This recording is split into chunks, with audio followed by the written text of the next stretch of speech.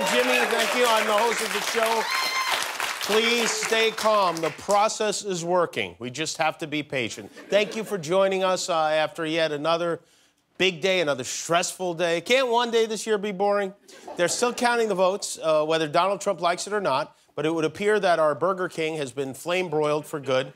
We are watching a presidency bleed out in real time right now.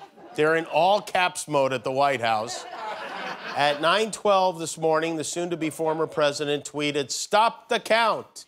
And I guess nobody listened because an hour and a half later, he retweeted his own tweet, "Stop the count." Why are they still counting? I tweeted twice to stop. He also wrote, "Stop the fraud," which should have been a note to self. But there was so much false propaganda coming out of Twitler's bunker today. Almost everything anyone named Trump tweeted today got flagged for false content, including this: any vote that came in after Election Day will not be counted.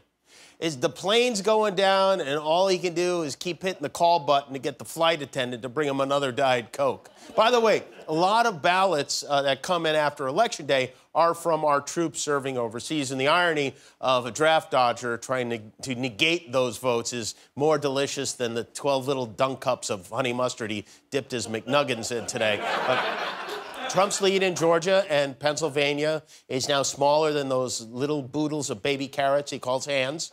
And the race, is boodles a word? I don't know. The race being so close in Georgia was a big surprise, but Pennsylvania, the reason Joe Biden is strong in Pennsylvania, a state that voted Republican last time, is because he's from there and they know him. It's the same reason Trump lost New York.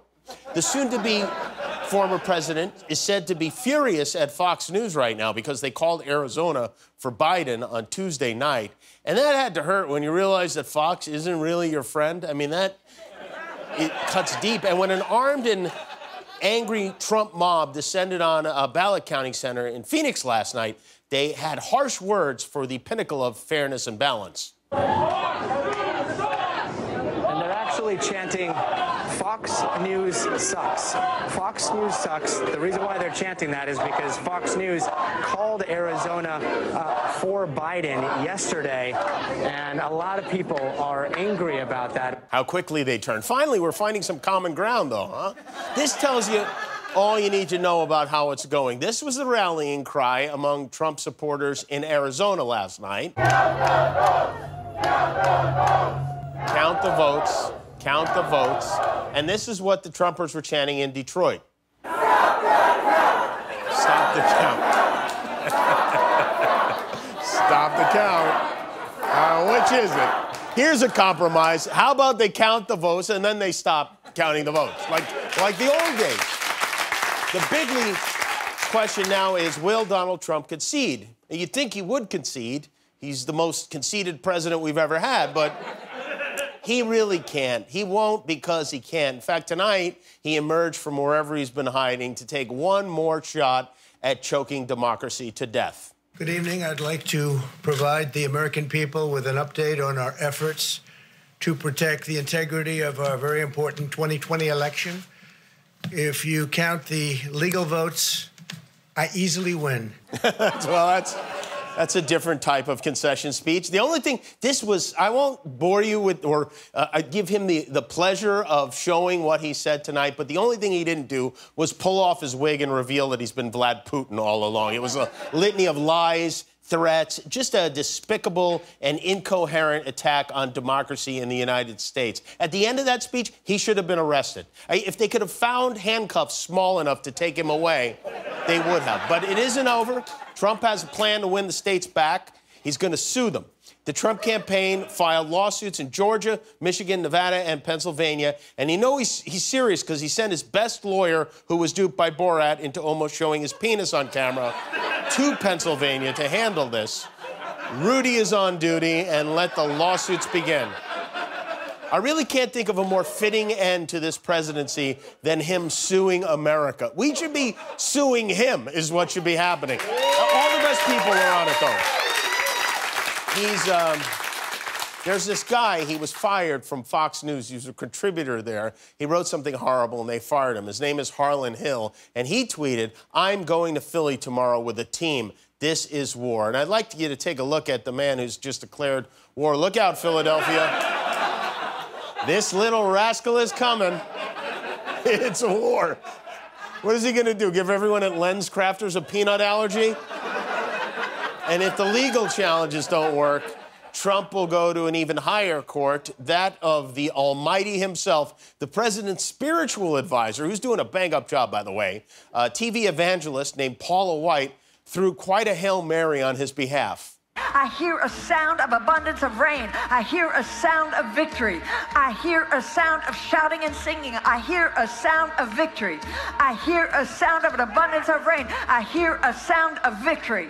I hear a sound of an abundance of rain. I hear a sound of victory. The Lord says it is done. The Lord says it is done. Who's that guy facing behind him? Yeah, anyway, well, let's play one more. Here we go. For angels are being released right now. Angels are being dispatched right now. Hamanda aka ata raka teda baka sanda ata ambo osa tata rite eke banda ata rite didi ashata. For angels have even been dispatched from Africa right now. Africa right now. Africa right now. From Africa right now. What? They're coming here. They're coming here. In the name of Jesus. What is going on? You understand what I'm saying, right, Guillermo? Right. Sounds like somebody watched The Lion King last night and got drunk. But this is a lot of Republicans, and this is crazy. 38% of Republicans said they want Trump to stay in politics. And his former chief of staff, Mick Mulvaney, today said he expects Trump to run again in 2024. Can you imagine if in 18 months he comes down that friggin' escalator again? Biden should outlaw escalators just to make sure he doesn't. The other big news item today, the other major story shaking up the markets and the world, really, is the shocking development on The Bachelorette tonight. It's over. It is over, or at least it is for Claire, who really threw the show for a loop. If you haven't been watching, sadly I have, so let me catch you up. What happened in this episode tonight is Trump-level insane. So Claire agrees to be the Bachelorette, to be on the show. And so they line up 25 guys. Claire and the producers are all ready to go, but they have to postpone because of COVID, you know? So everyone goes home. She goes home. The guys go home. But since they've already revealed who all the contestants are, Claire starts looking them up on social media. She starts studying their Instagrams and whatever, and she convinces herself that she's in love with one of them, Dale. That's Dale. Handsome guy, weekend vibes, what's not to love? So Claire gets herself all lathered up for Dale, and then Dale shows up, and he's like, oh, okay, so now it's over. She makes it clear, like immediately, that she doesn't want to talk to any of the other guys. She's only interested in Dale. So now the producers don't know what to do. They have love to pretend to find for like 13 episodes. So they put Dale and Claire in a room, they get them naked, and while they're in the room getting it on, Chris Harrison calls Neil Lane. He's like, we need a ring. And so Neil Lane gives him the ring, and unbeknownst to Claire or Dale, this ring is coming. And then Chris brings Claire in and informs her that she's getting engaged. What do we do? The next step? Proposal. That's where we're headed. That's where we're headed. Who is we? Chris isn't headed anywhere. Chris is headed to the golf course. So then Chris goes to Dale, who at this point, I think has only had only one date with Claire the night before, but Chris hands Dale an engagement ring and tells him to use it. Claire is going to be waiting for you. And she's going to be waiting for a proposal. And if you don't do it, we're not going to validate your parking, okay? You will owe the La Quinta Hotel $7,000. And this dummy, Dale, even though he, again, had one date with this woman, gets down on his knee and asks her, will you marry me? She's like, oh, my God, I can't believe it, yes.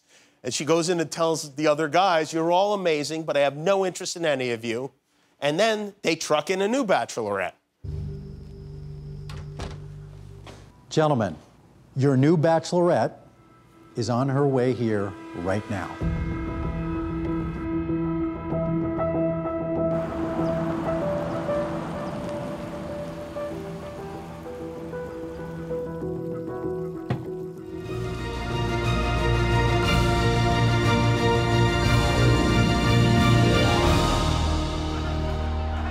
How are you feeling? I'm very strong, I'm very confident, and I live my life.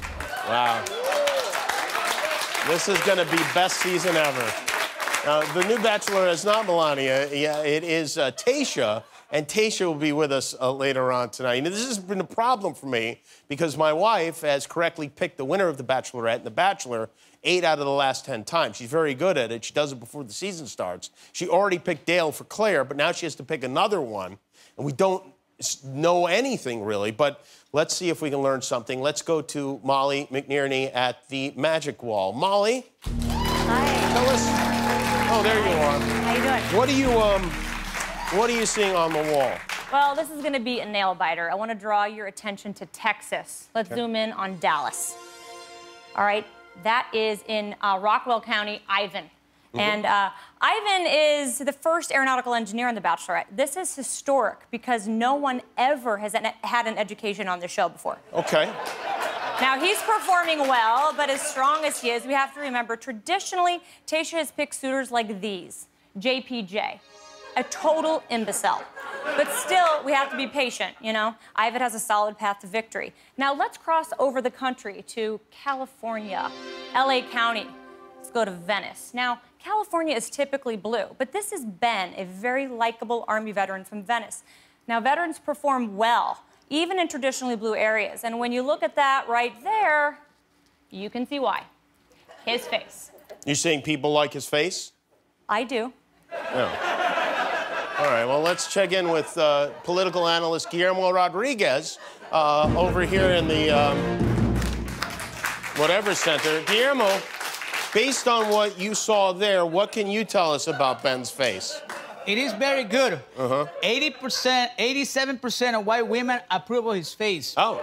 How's he doing with women of other demographics? Very good. He has a very good face. Let's go back now to Molly. Molly, you heard what Guillermo had to say. Yeah, that is very telling. The face. The face is an important part of the body, along with the chest, the buttocks, the legs, the perfect abs. Anything could happen. Now let's move up to Canada. Okay. Canada. The next couple days will be critical in determining if Tayshia wants to relocate to Canada to live with wildlife manager Blake. Blake is from Ontario. He was upset when Claire said goodbye, but I think it's an important Bachelor to watch. Do not count him out. We're tracking Blake closely. Tell us what's going on in New Jersey. All right, come on in here to New Jersey, to Camden County. This is Zach C., an addiction specialist. He could turn this competition on its head. Here's the important thing here. Ryan Gosling's less attractive cousin is basically Zach C. Women love that, particularly white women. His roses are going to be coming in at a steady rate. He is one to watch. Zach C. has a number of clear paths to win this thing, but again, it's too close to call right now. It's important we be patient, remain calm. We got to wait for the ballots to come in. Yeah, well, there are no ballots to come in. You're really the only one who votes on this. Oh. Okay, great. Well, then I see a clear path for the Army veteran. I'm calling the race for Ben. Wow, your projected winner. Ben is Molly's projected winner of The Bachelorette Season 16B. Thank you for that, Molly. And thank you for the sex last night on a Wednesday. Rare and appreciated. I am going to sue you. Congratulations on making it to the end of a YouTube video. Why not celebrate by clicking the subscribe button? You earned it.